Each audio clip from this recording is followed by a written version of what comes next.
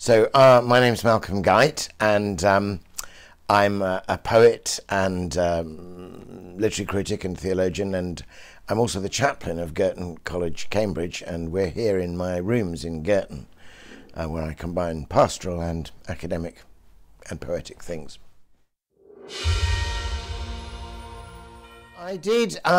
When I was quite a little boy, we travelled a lot, and I didn't come into the English school system until quite late. So I'd done a thing called science and another thing called nature study, but I hadn't done like proper biology, physics and chemistry until I arrived in an English school at about the age of 14, where all the other boys had been doing it for ages, so I had to sort of catch up. But I was very excited by the first chemistry lesson I ever went to. Apart from, all the equipment and the Bunsen burners and it just all seemed so much more sort of advanced. But it so happened that lesson we were doing acid and alkali, and we were putting litmus paper into the solutions and seeing what happened to the litmus paper, and I was just astonished, that it changed colour. But I also had a bit of a lesson in how things were done then, perhaps one against which I've rebelled. We were asked to write up our experiments. And of course, I didn't understand the system or the formula. So I wrote, some golden, indeed poetic prose about, I put the litmus paper into the test tube and I saw it change colour and it was wonderful. And, I put all the measurements and the colours in as well, but it was a very personal account of how exciting it was. And I was taken out and made an example of after that. And the teacher put a red line through every single time I used the word I, and said, oh, you have to say, the litmus paper was exposed to the solution and it was observed that, as though there'd been nobody there to do it. Now, I don't think they do science like that now, or at least I hope not, because there seemed to be a pretense, there seemed to be an assumption that your personal response to something was a lesser truth than the something itself. And it seemed to me, and it's always seemed to me, that both are important. But even the ticking off didn't take away from the magic of the lesson.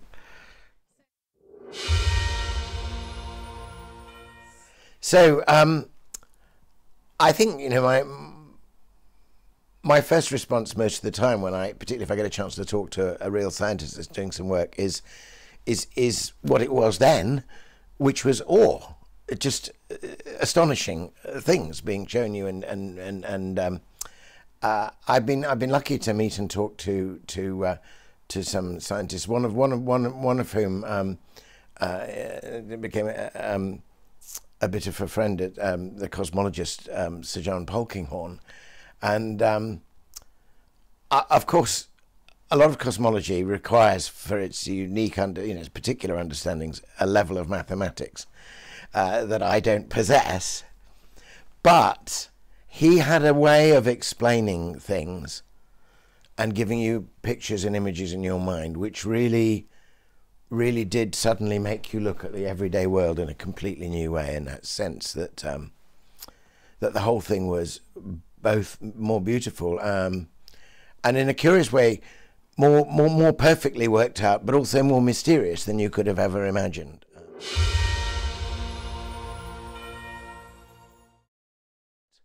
I'm interested in connections. I'm interested in how one word summons up another word, and how you get kind of what the poet Coleridge called kindling energies going on between words. And so I think there's a direct parallel between the kind of things that scientists can show us and the kind of things that actually we want to achieve in the arts, connectedness between things.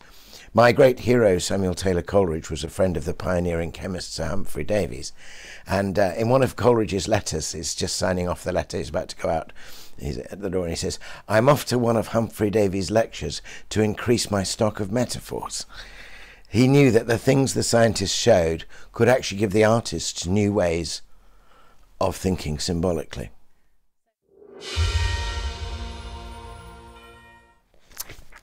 let me read you a little poem called "Least of All Seeds." Jesus tells a story about the tiny mustard seed growing into the ground, and even though it's so tiny, the bush or the tree that comes out of it is big enough to sustain all the different birds of the air, and out of this tiny thing, something complex and beautiful arises. And if that's true of the seed, how much more true is it now than when we think about the Big Bang and we think about the entire cosmos springing out of something that's too tiny for you to see, that singularity.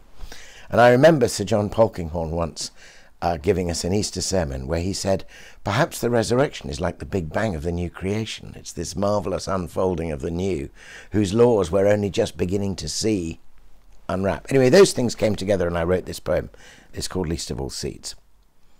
Least of all seeds, a singularity, complete compression of the infinite, still point, containing all polarity, sown in the field of being by your love.